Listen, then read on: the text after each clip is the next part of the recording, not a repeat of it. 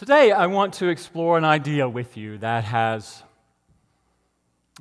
triggered me recently. Maybe you've heard this. There's a slide for it. So if you can advance that. Everything happens for a reason. Anybody heard that? Anybody say that? Anybody decide that's true? Everything happens for a reason? Well, is it true? Does everything happen for a reason? What is the reason? If everything happens for a reason, who decides that, right? Is it some purpose? Is there some purpose for everything that happens? Is there some divine purpose for everything that happens? Are we saying that there's some higher order that decides that everything happens for a purpose and a reason? Interesting thought, interesting concept, that everything happens for a reason. What is the reason? I've told some of you, and you may have read it in one of my blogs, that I hate to admit it, but I've been watching the History Channel show Vikings. Extremely violent show. Extremely violent. But I'm enjoying so many aspects of it that I can sort of overlook some of the blood and gore in the show. But a lot of it, for me, is how their mythology around their gods. And all the gods are in charge of different things in their lives. There's a God for everything. And that everything is already planned out. It's interesting that they go into these battles, no fear. They go to these raids and they go into these battles with absolutely no fear because their belief is that the gods have already planned it out. Whatever's going to happen is going to happen. That the gods are going to decide who lives and dies. It's already been planned. So they don't have to worry. If it's their time to go, they go. And, if you're good enough, if you live life well, and if you die well, then you get to go into the gates of Valhalla after you die, and you get to raid and drink and eat with the gods, right? So there's this great idea of everything is just already sort of ordained. Well, and then the Vikings, they have their belief system, and then when they go over to England and then meet the Christians, Christians have one God. And of course, the Vikings don't understand why the Christians would worship a man who died on the cross, right? But that's their God. Well, the Christians have their own idea about everything happening for a reason, right? That usually it's where you're rewarded or you're punished. If you're good enough, if you're good and you follow the rules, then God will reward you. If you're not good and you don't follow the rules, then you're going to be punished. And so I'm thinking that it's kind of similar in a way, right? If you're good, if you follow the rules, when you die, you get to go to heaven. If you don't follow the rules and you die, you get to go to hell. So it's very similar in a way, isn't it? Although they have many gods, Christianity has one God. And then there's also these doctrines, that Christianity came up with somewhere along the way about heaven and hell, and then about this idea of reward and punishment, this God of reward and punishment, and the idea of original sin. That we owe a debt of gratitude to St. Augustine for this idea of original sin, right? That even women having pain in childbirth, right, is about sin.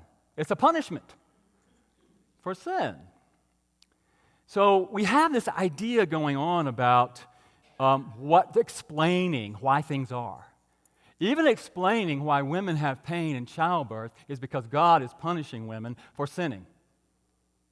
So is that a real reason? Is that the reason pain happens in childbirth? And then we go on to, these ideas that Calvinism was predestination. Everything was already preordained. Even the people who are going to be saved, God had already decided, right? So all these ideas about, and then if things happen, then it's because there's this higher plan. Well, then we somewhere along the way, a new thought kind of changed that up a little bit. A little bit. Then we came up with these ideas, these concepts. And please don't hear me say that I'm refuting any of them necessarily. I'm just thinking it's interesting how we in New Thought have come up with the ideas, why things happen as well. We kind of took some of the more Eastern traditions, Hinduism and Sikhism and Buddhism, and we kind of adopted this idea that we're on this path, this soul path, and that we are reincarnated, that things happen in our lives because of things that happened in our past lives. Do you see the correlation in a way that if you're good in a past life, then you come into this life, you're going to experience some of the good ramifications of that. If you're bad and you're evil in a past life, then you're going to be reincarnated and you're going to experience all of the karma that you generated. I'm not saying it's not true. I'm just saying it's an interesting explanation of why things happen. That there's a reason. Everything happens for a reason. And then we have this idea of soul contracts, that we decide somewhere out in the ethers before we come into this life experience what we want to experience. We decide who we're going to come in with. We have soul families, this idea of all of that, right? So we have this concept of why things happen, that we're on a soul journey. Again, don't hear me say I'm refuting any of it. I don't know. But it's interesting to explore the stories that we tell ourselves about why things happen. And it may make us feel good. It may make us feel better. That somewhere along the way we chose to come into this life experience. And when bad things happen to us, that's just something from my past life that I'm working through.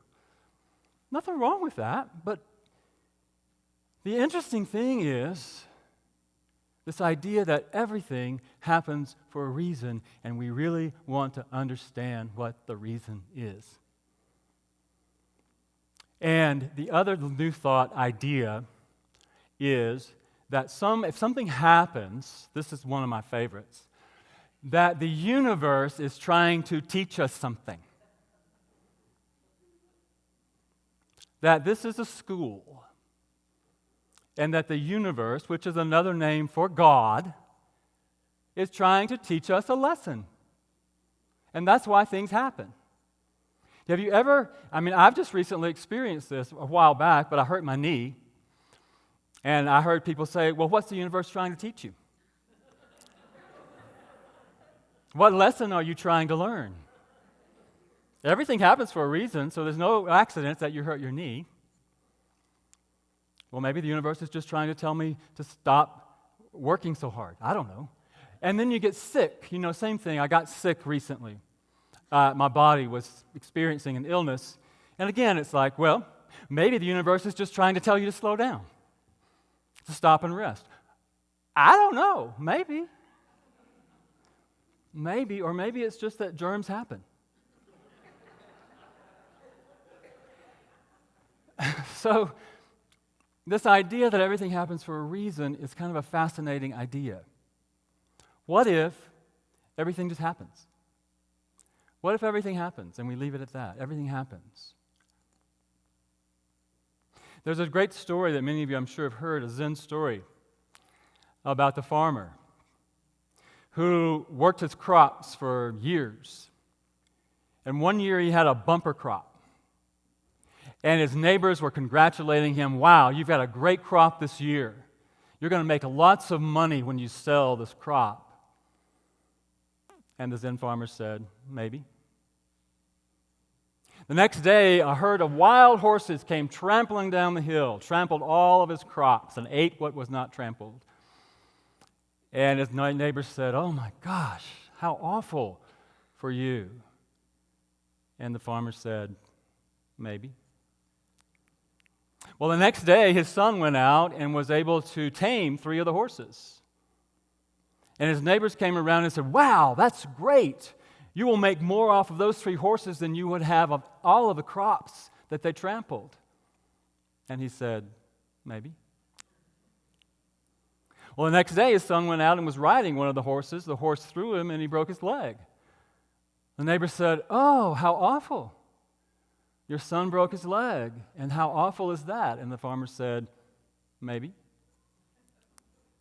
The next day, the king's army came and were recruiting young men to go to battle, to go to war. They came through the village. They saw that his son had a broken leg, and they passed him on by. And the neighbors said, "Wow, isn't that great? Your son doesn't have to go to war." And what did the farmer say? Maybe. Maybe.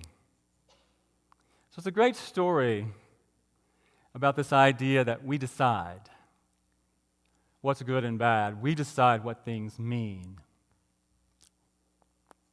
There's also an idea, which I've just been starting reading a book by Matt Kahn that says everything happens. What is it? Everything that happens is for my good. That's another belief system in my way of thinking.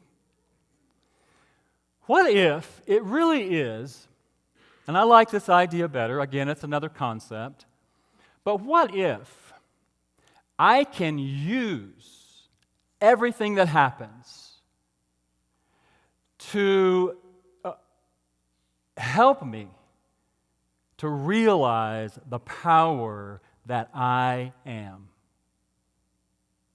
What if everything that happens, but I have the choice to use anything that happens for my good, for me to recognize who I truly am and the power that I am?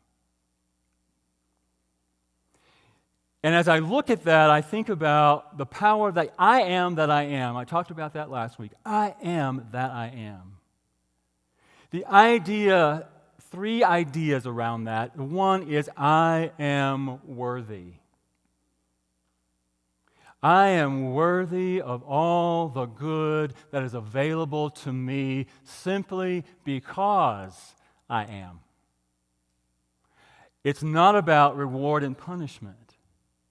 There's not a God up there in heaven somewhere deciding that if I'm good, I'm going to be rewarded, or if I'm bad, I'm going to be punished. That everything doesn't necessarily happen for a reason. I don't get sick because I've been bad. I don't hurt my knee because I'm being punished for something. But I can choose to learn from everything that comes into my life, everything. That I am the only one that can decide what anything means in my life,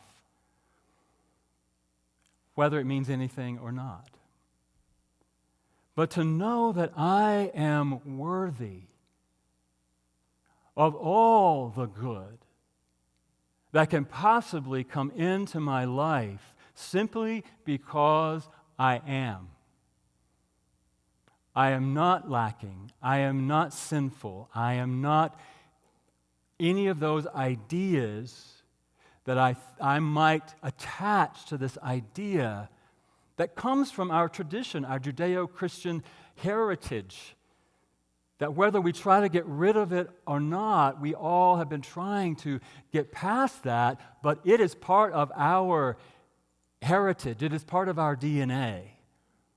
And even as many years as I've been in New Thought, it still comes up for me sometimes. So I think it's important to recognize that I am worthy. I don't have to prove it. Now, we may need reminders of it. We want to surround ourselves with people who remind us of that, not people who tell us we're not worthy. We all need reminders from time to time that I am worthy just because I am. The second aspect of that is that I am response-able. I did not say responsible. I am response-able. A lot of times in our New Thought teaching, we believe that we are responsible for everything that happens in our lives.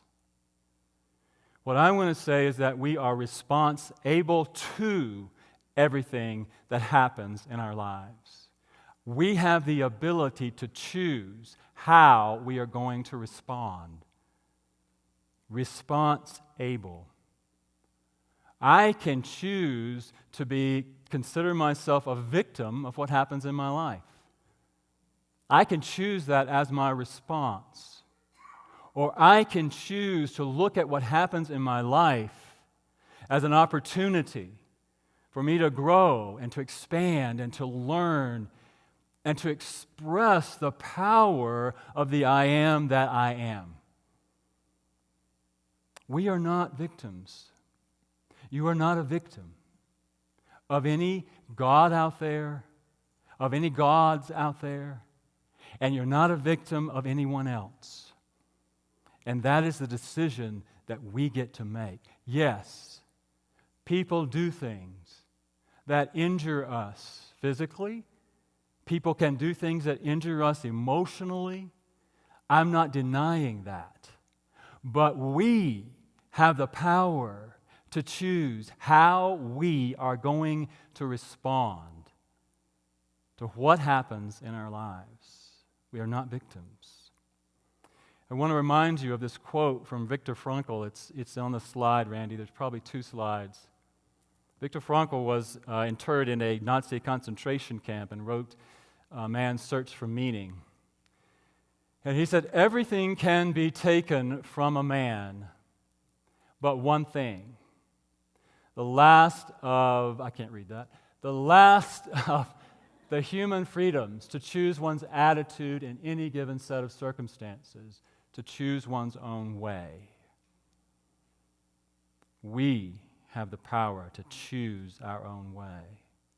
And I would dare to say that if Viktor Frankl, who was interred in a Nazi concentration camp, witnessed the horrific things that happened in that camp and survived, if he can say that, if he can say through all of that, that only that one thing cannot be taken away, the truth of you, the power of you, your ability to decide is yours.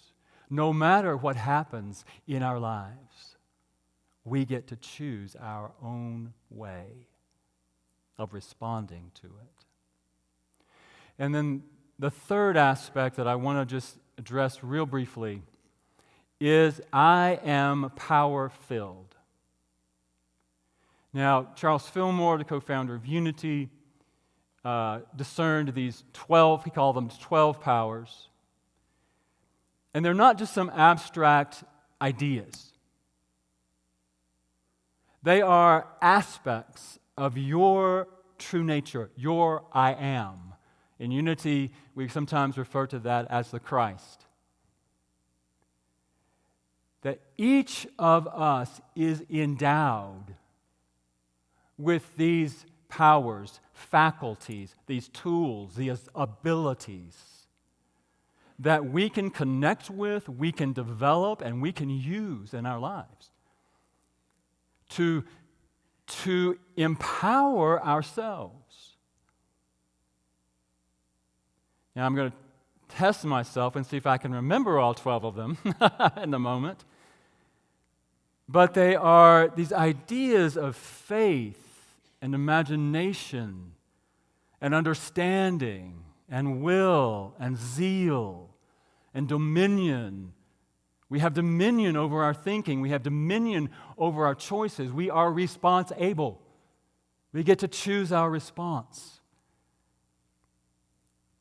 So we have dominion. We have love and strength and order and wisdom and the power to let go and release the things that don't serve us, or the thoughts or the ideas or the judgments of self or other people. And life, which is the very life that is animating us. We are each endowed with gifts, powers, faculties that we can use. And if you want to know more about the 12 powers, I want to suggest Reverend Linda Martella Whitsitt's book, Divine Audacity, which I just checked earlier, and we don't have any in our bookstore. but it's one of the books that I would suggest reading about the 12 powers. You can try reading Charles Fillmore's book, The 12 Powers, but it's quite confusing, I think. But I think those are important aspects for us to recognize. And to recognize that you are the only one. You have the power to decide the meaning for anything that happens in your body, in your life, in your relationships, in any aspect of this life experience.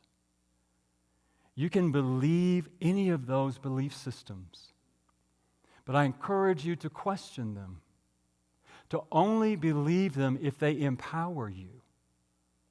Do not believe them simply because somebody else tells you they're the truth. Believe them if they empower you, but if you are in any way disempowered by any of those beliefs, I encourage you to question them and decide what's true for you. Any of those belief systems, even the one I just spouted out. You have the power. So I am worthy. I am response-able. And I am power-filled. Let's say that together. I am worthy. I am response-able. And I am power-filled. Say it again. I am worthy. I am response-able. I am power-filled. Stand up and say it with me.